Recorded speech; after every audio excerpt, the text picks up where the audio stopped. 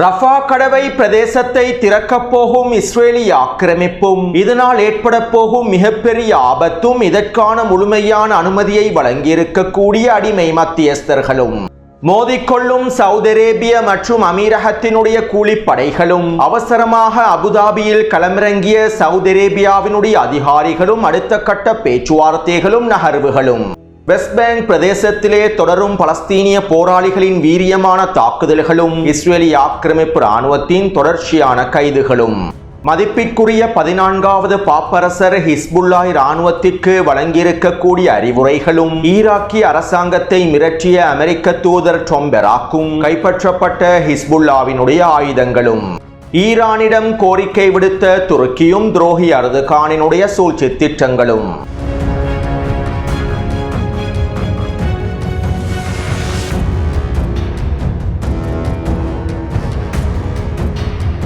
கடந்த 2021ஆம் ஆண்டின் இறுதி பகுதியிலிருந்து நான் இந்த சேனலை நடத்தி வருகின்றேன். தற்போது இந்த சேனலினூடாக 2 லட்சத்திற்கும் அதிகமான உறவுகள் இணைந்து கொண்டுள்ளார்கள். உங்களுடைய இன்சைட் சேனலானது 2 லட்சம் சப்ஸ்கிரைபர்ஸ்களையும் தாண்டியுள்ளது. இறைவனின் உதவியோடும் உங்களுடைய முழுமையான ஆதரவோடுமே இந்த சேனலை நான் தொடர்ச்சியாக நடத்தி வருகின்றேன். பல தடைகளை தாண்டி தொடர்ச்சியாக காணொளிகளையும் பதிவிட்டு வருகின்றேன். இதற்காக முதலில் இறைவனுக்கும் தொடர்ச்சியான ஆதரவுகளை வழங்கி வரக்கூடிய உங்களுக்கும் என்னுடைய நன்றிகளை தெரிவித்துக் கொள்கின்றேன். அதே நேரம் தற்போது இன்சைட் சேனலுக்கான வாட்ஸ்அப் சேனல் ஒன்றையும் உருவாக்கியுள்ளேன். ஏற்கனவே உருவாக்கப்பட்டிருந்த இன்சைட் வாட்ஸ்அப் சேனலானது 1.5 வருடங்களுக்கு முன்பே முடக்கப்பட்டிருந்தது.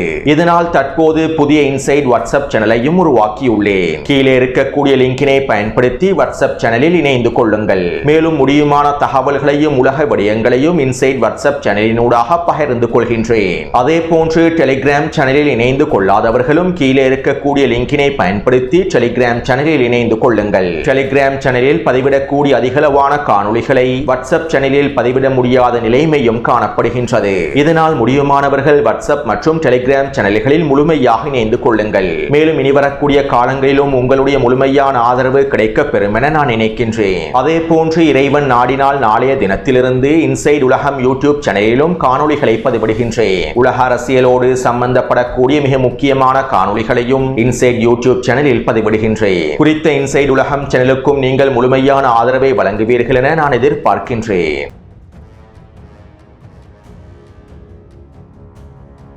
நேற்றிரவு நடைபெற்ற ஊடக சந்திப்பில் நெட்டன்யாஹூ இவ்வாறு தெரிவித்தார். நாங்கள் சிரியாவிலே மிகப்பெரிய இராணுவ மயமாக்கப்படாத மண்டலத்தினை உருவாக்குவதற்கு விரும்புகின்றோம். தெற்கு சிரியாவிலே டமஸ்கஸ் முதல் ஹெர்மோன் மலைப்பிரதேசம் வரையிலான அனைத்து பகுதிகளையும் இராணுவ மயமாக்கப்படாத பிரதேசமாக உருவாக்குவதற்கே நாங்கள் விரும்புகின்றோம். தெற்கு சிரியாவிலே எங்களுடைய ட்ரூஸ் இனத்தவர்கள் பாதுகாப்பாக வாழ வேண்டும். இதற்கான எல்லாவிதமான வேலை திட்டங்களையும் நாங்கள் மேற்கொள்வோம். அதே போன்று தெற்கு சிரியா பிரதேசமானது இஸ்ரேலுக்கு அச்சுறுத்தலாக இருக்கக்கூடாது. இதற்கமைவாக தெற்கு சிரியா பிரதேசம் முழுவதையும் இராணுவ மயமாக்கப்படாத பிரதேசமாக மாற்றுவதே எங்களுடைய இலக்காகும். மேலும் தெற்கு சிரியாவினுடைய பல பிரதேசங்களை நாங்கள் எங்களுடைய இராணுவத்தின் கட்டுப்பாட்டிலேயே வைத்துள்ளோம். இஸ்ரேலிய மக்களுடைய பாதுகாப்பை உறுதி செய்வதற்காகவே நாங்கள் இந்த வேலை திட்டங்களை முன்னெடுத்து வருகின்றோம். விரைவில் நாங்கள் சிரியாவிலே எங்களுடைய இலக்குகளை அடைந்து கொள்வோம். அமெரிக்காவினுடைய உதவியோடு சிரியாவுடனான பாதுகாப்பு ஒப்பந்தத்தையும் முடிப்போம். மேலும் எங்களுடைய நிபந்தனைகளுக்கு அமைவாகவே சிரியாவுடனான பாதுகாப்பு ஒப்பந்தம் முடிக்கப்படும் என நெட்டன்யாஹூ குறித்த ஊடக சந்திப்பில் தெரிவித்துள்ளார்.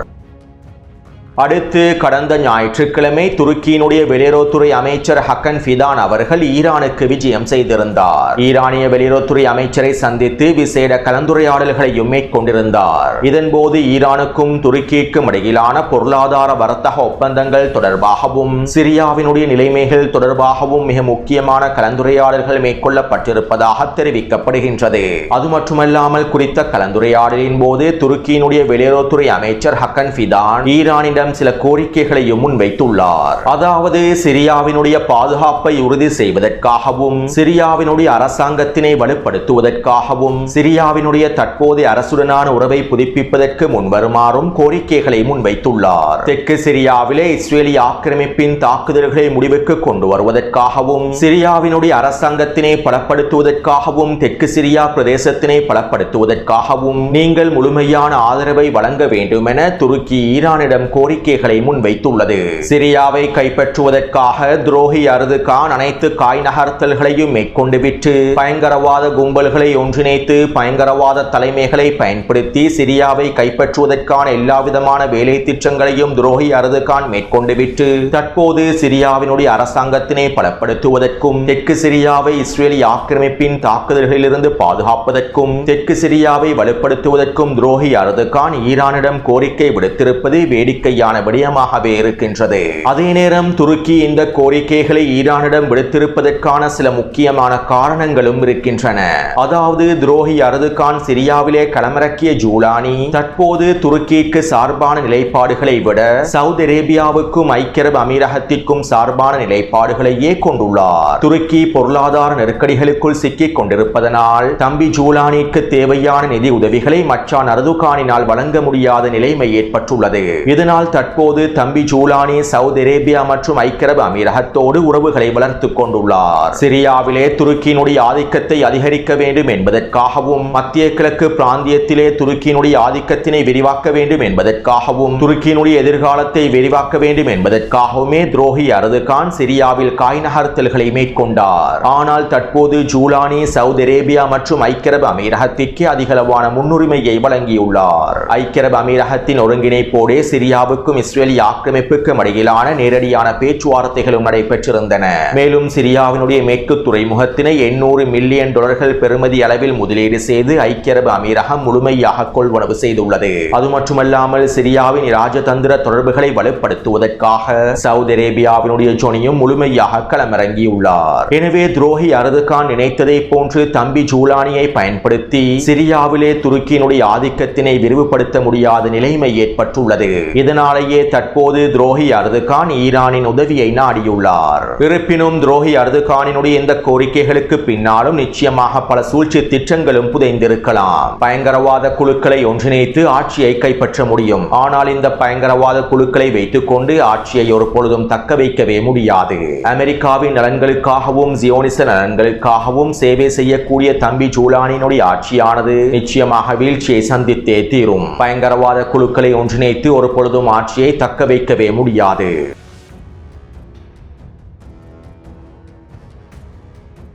நேற்றைய தினம் லெபனானுக்கான அமெரிக்காவினுடைய துணை தூதர் மோர்கன் அவர்கள் இஸ்ரேலி ஆக்கிரமிப்பிலே களமிறங்கி இருந்தார். நெட்டன்யாகுவோடும் இஸ்ரேலி ஆக்கிரமிப்பு பாதுகாப்பு அமைச்சரோடும் விசேட கலந்துரையாடல்களை மேற்கொண்டிருந்தார். இதன்போது நெட்டன்யாகுவும் இஸ்ரேலி ஆக்கிரமிப்பு பாதுகாப்பு அமைச்சரும் அமெரிக்க துணை தூதரின் மூலமாக லெபனானுக்கான இறுதி எச்சரிக்கைகளை வழங்கி இருந்தார்கள். இந்த வருட இறுதி வரையிலேயே லெபனானிய அரசாங்கத்திற்கான காலக்கெடு விதிக்கப்பட்டுள்ளது. இந்த வருட இறுதிக்குள்ளே ஹிஸ்புல்லாவை நிராயுத பாணியாக்குவதற்கான வேலை திட்டங்கள் முடிக்கப்பட வேண்டும். இல்லாவிட்டால் லெபனான் முழுவதும் அடுத்த கட்ட வீரியமான தாக்குதல்கள் மேற்கொள்ளப்படும் என நெட்டன்யாகுவும் இஸ்ரேலி ஆக்கிரமிப்பு பாதுகாப்பு அமைச்சரும் அமெரிக்க துணை தூதரின் மூலமாக லெபனானிய அரசாங்கத்திற்கு இறுதி எச்சரிக்கைகளை அனுப்பி வைத்துள்ளார்கள். இதற்கமைவாக இன்றிரவு அமெரிக்க துணை தூதர் மோர்கன் லெபனானுக்குள்ளே களமிறங்கப் போகின்றார். மேலும் இவரோடு சேர்ந்து கத்தாரினுடைய பிரதமரும் லெபனானிலே களமிறங்கப் போகின்றார். அமெரிக்கா மற்றும் சவுதி அரேபியாவினுடைய வழிகாட்டுதலில் லெபனானுக்கும் இஸ்ரேலி ஆக்கிரமிப்புக்கும் இடையிலான நேரடியான பேச்சுவார்த்தைகளை எகிப்தில் ஆரம்பிப்பதற்கான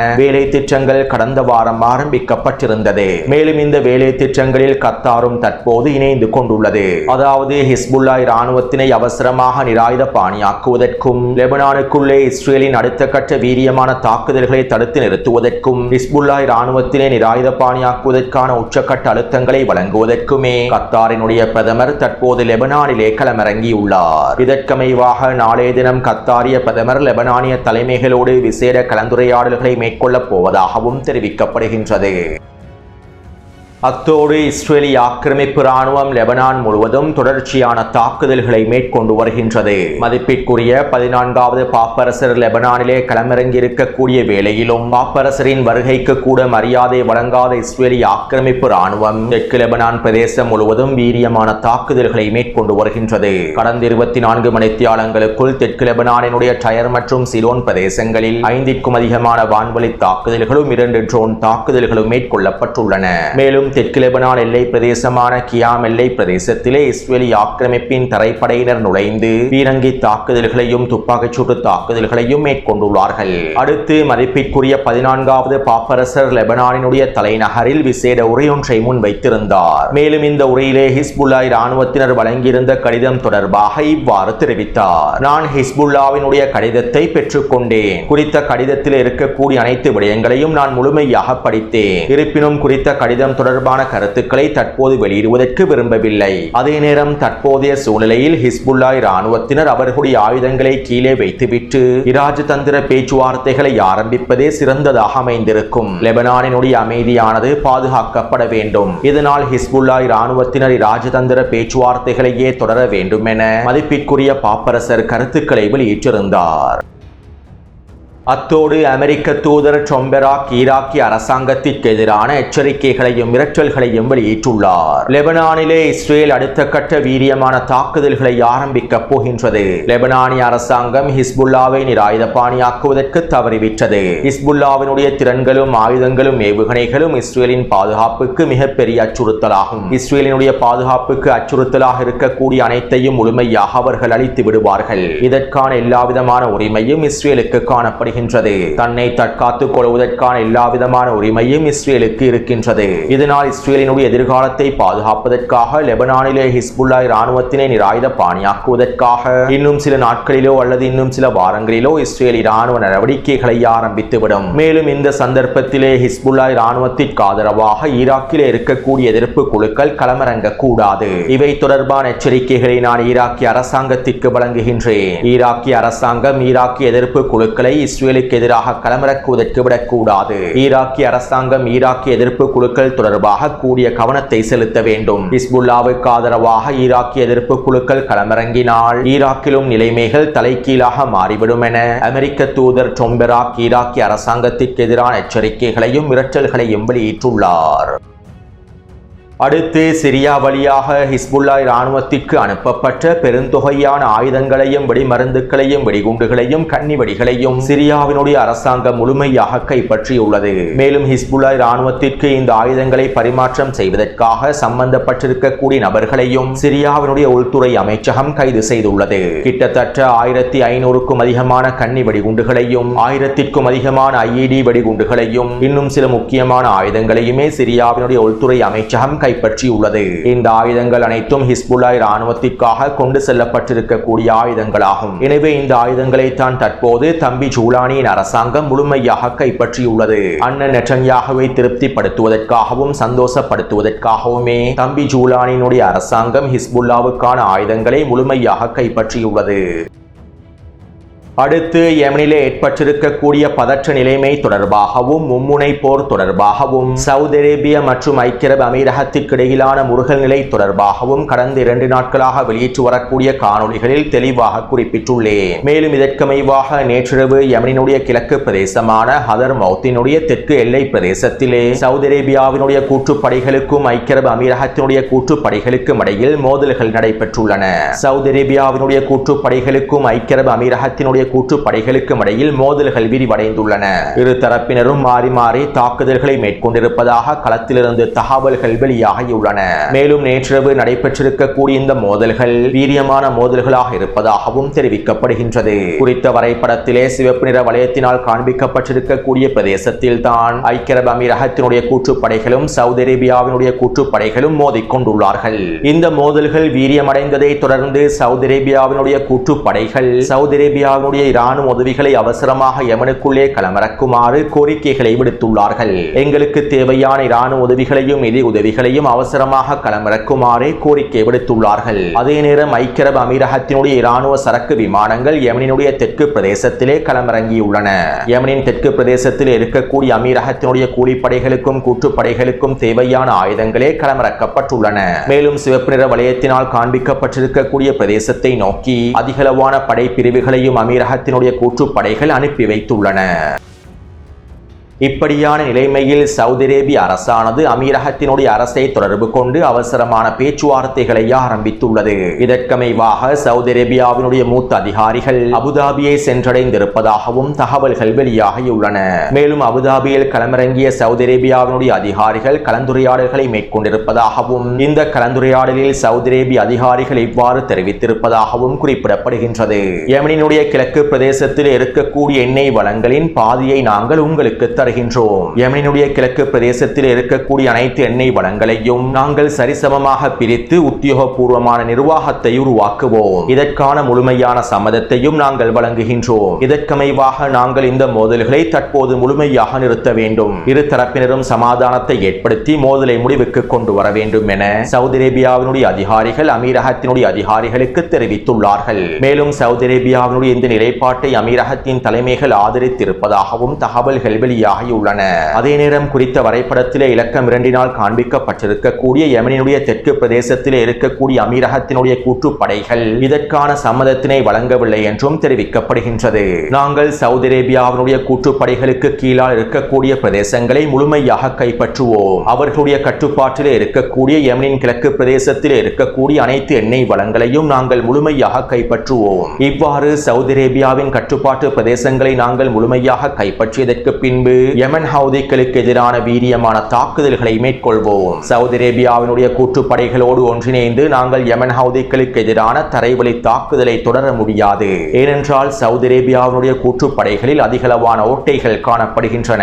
சவுதி அரேபியாவினுடைய கூட்டுப்படைகளில் யெமன் ஹவுதிகளின் உளவாளிகள் அதிகமானோர் இருக்கின்றார்கள். இதனால் நாங்கள் சவுதி அரேபியாவின் கூட்டுப்படைகளோடு ஒன்றிணைந்து யெமன் ஹவுதிகளுக்கு எதிராக தரைவழி தாக்குதல்களை மேற்கொண்டால் எங்களுக்கு அதிகளவான இழப்புகள் ஏற்படுத்தப்படும். எனவே நாங்கள் சவுதி அரேபியாவின் கட்டுப்பாட்டில் இருக்கக்கூடிய பிரதேசங்களை முழுமையாக கைப்பற்றிவிட்டு எண்ணெய் வளத்தினை முழுமையாக கைப்பற்றி எங்களுடைய பலத்தை அதிகரித்துவிட்டு யெமன் ஹவுதிகளுக்கு எதிராக தரைவழி தாக்குதல்களை தனியாக ஆரம்பிப்போம் என யெமனின் தெற்கு பிரதேசத்தில் இருக்கக்கூடிய அமீரகத்தினுடைய கூட்டுப்படை தளபதிகள் தெரிவித்துள்ளார்கள்.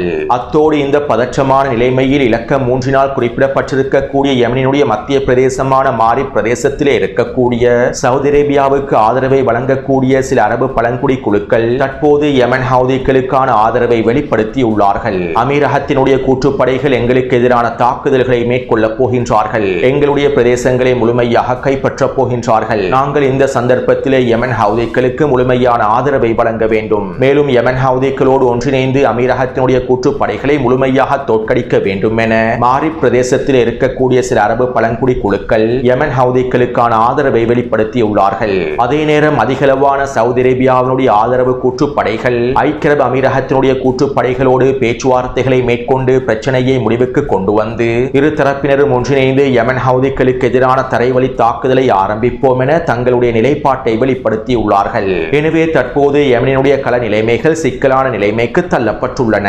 அதே நேரம் யெமன் ஹவுதி இராணுவத்தினர் அனைத்திற்கும் தயாராகவே இருக்கின்றார்கள். மேலும் யெமன் ஹவுதி இராணுவத்தினர் ஒருபொழுதும் சவுதி அரேபியாவின் கூட்டுப்படைகளையோ அமீரகத்தினுடைய கூட்டுப்படைகளையோ நம்ப போவதில்லை. இரண்டு கூலிப்படைகளும் ஒன்றிணைந்து தரைவழி தாக்குதல்களை ஆரம்பித்தாலும் அவற்றை முழுமையாக வெற்றி கொள்வதற்கான எல்லாவிதமான தயார்படுத்தல்களையுமே யெமன் ஹவுதி இராணுவத்தினர் மேற்கொண்டு வருகின்றார்கள் என்பதும் குறிப்பிடத்தக்க விடயமாகும்.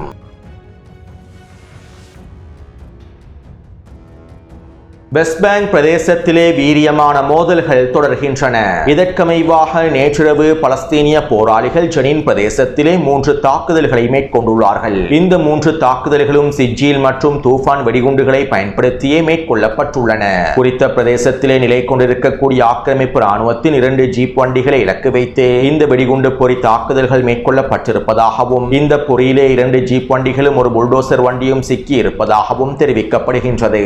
மேலும் இந்த தாக்குதலை தொடர்ந்து குறித்த பிரதேசத்திலே பலஸ்தீனிய போராளிகளுக்கும் ஆக்கிரமிப்பு சிப்பாய்களுக்கும் இடையில் நேரடியான துப்பாக்கிச் சூட்டு மோதல்கள் இடம்பெற்றுள்ளன. இந்த மோதல்களிலே ஒரு பலஸ்தீனிய போராளி கொல்லப்பட்டுள்ளார். அதே நேரம் ஆக்கிரமிப்பு ராணுவத்திலும் அதிகளவான இழப்புகள் ஏற்படுத்தப்பட்டுள்ளன. இருப்பினும் இஸ்ரேலி ஆக்கிரமிப்பு ராணுவம் குறித்த இழப்புகள் தொடர்பான எந்தவிதமான தகவல்களையும் வெளிப்படுத்தவில்லை. அத்தோடு இதை தொடர்ந்து பலஸ்தீனிய போராளிகளின் தாக்குதல்களை தடுத்து நிறுத்த முடியாத ஆக்கிரமிப்பு ராணுவம் ஜெனின் பிரதேசம் முழுவதும் ஹெலிகாப்டர்களை களமிறக்கியது. ஹெலிகாப்டர் ஹெலிகாப்டர்கள் மூலமாக பலஸ்தீனிய போராளிகளின் தளங்களை இலக்கு வைத்து தாக்குதல்களை மேற்கொள்ள ஆரம்பித்தது. மேலும் இந்த சந்தர்ப்பத்திலே துரோகி அப்பாஸினுடைய PA படைகளின் உதவியோடு 2 பலஸ்தீனிய போராளிகளை இஸ்ரேலிய ஆக்கிரமிப்பு ராணுவம் சுற்றி வளைத்தது. இருப்பினும் 2 பலஸ்தீனிய போராளிகளும் தந்திரமாக நகர்ந்து குறித்த பகுதியில் இருந்து தப்பிச் சென்றுள்ளார்கள். அடுத்து இஸ்ரேலிய ஆக்கிரமிப்பு ராணுவம் காசா முழுவதும் தொடர்ச்சியான தாக்குதல்களை மேற்கொண்டு வருகின்றது. நேற்றிரவு கான்யூனிஸினுடைய மேற்கு பிரதேசத்திலும் மத்திய பிரதேசத்திலும் உச்ச தாக்குதல்களை மேற்கொண்டிருந்தது. நாங்கள் குறித்த பிரதேசத்தில் இருக்கக்கூடிய ஹமாஸின் முக்கிய புள்ளிகளை இலக்கு வைத்து இந்த தாக்குதல்களை மேற்கொண்டுள்ளோம் என இஸ்ரேலிய ஆக்கிரமிப்பு ராணுவம் அறிவித்தது. ஆனால் இஸ்ரேலிய ஆக்கிரமிப்பினுடைய இந்த தாக்குதலிலே 3 பலஸ்தீனிய குழந்தைகளும் 4 பெண்களுமே இனப்படுகொலை செய்யப்பட்டுள்ளார்கள். அடுத்து இப்படியான நிலைமையில் இன்னும் ஒரு மோசமான விடயம் ஒன்றும் நடைபெறப் போகின்றது. அதாவது இன்னும் சில நாட்களிலே இஸ்ரேலிய ஆக்கிரமிப்பு ரஃபா கடவை பிரதேசத்தினை முழுமையாக திறக்கப் போகின்றது. ஆனால் இந்த ரஃபா கடவை பிரதேசம் உணவுப் பொருட்களை அனுமதிப்பதற்கோ மருத்துவ பொருட்களை அனுமதிப்பதற்கோ உணவு வண்டிகளை அனுமதிப்பதற்கோ திறக்கப்பட போவதில்லை. காசாவில் இருக்கக்கூடிய பலஸ்தீனிய மக்கள் காசாவை விட்டு வெளியேறுவதற்காகவே தற்போது ரஃபா கடவை பிரதேசத்தினை இஸ்ரேலிய ஆக்கிரமிப்பு திறக்கப் போகின்றது. இந்த யுத்த நிறுத்த ஒப்பந்தத்தினுடைய நிபந்தனைகளுக்கு அமைவாகவும் காசாவை விட்டு வெளியேறுவதற்கு விரும்பக்கூடிய பலஸ்தீனியர்கள் ரஃபா கடவை பிரதேசத்தினை பயன்படுத்தி காசாவை விட்டு வெளியேற முடியும். இதற்கான எல்லாவிதமான உரிமையும் பலஸ்தீனியர்களுக்கு இருக்கின்றது. வெளியேறுவதற்கு விரும்புபவர்கள் காசாவை விட்டு முழுமையாக வெளியேறலாம். டொனால்ட் ட்ரம்பின் யுத்த நிறுத்த ஒப்பந்தத்திற்கு அமைவாக இவை தெளிவாக குறிப்பிடப்பட்டுள்ளன. எனவே நாங்கள் இதற்கமைவாகவே தற்போது ரஃபா கடவை பிரதேசத்தினை முழுமையாக திறந்து தன்னார்வமாக வெளியேறுவதற்கு முன்வரக்கூடிய பலஸ்தீனியர்களை காசாவை விட்டு வெளியேற்றப் போகின்றோம் என்றும் இதற்கான முழுமையான ஆதரவை மத்தியஸ்தர்களும் எகிப்தும் எங்களுக்கு வழங்கியுள்ளது என்றும் இஸ்ரேலிய ஆக்கிரமிப்பு ராணுவம் அறிவித்துள்ளது. அதாவது ரஃபா கடவை பிரதேசம் முழுமையாக திறக்கப்பட்டு வெளியேறுவதற்கு விரும்பக்கூடிய பலஸ்தீனியர்கள் ரஃபா கடவை பிரதேசத்தினூடாக காசாவை விட்டு முழுமையாக வெளியேறுவதற்கு அடிமை மத்தியஸ்தர்கள் முழுமையான சம்மதத்தை வழங்கியுள்ளார்கள். எனவே இந்த நிலைமையானது மிகவும் ஆபத்தான நிலைமையாகும். அத்தோடு இந்த காணொளி தொடர்பான கருத்துக்களை பதிவிடுங்கள். தொடர்ந்தும் என்னுடன் இணைந்திருங்கள். நன்றி, வணக்கம்.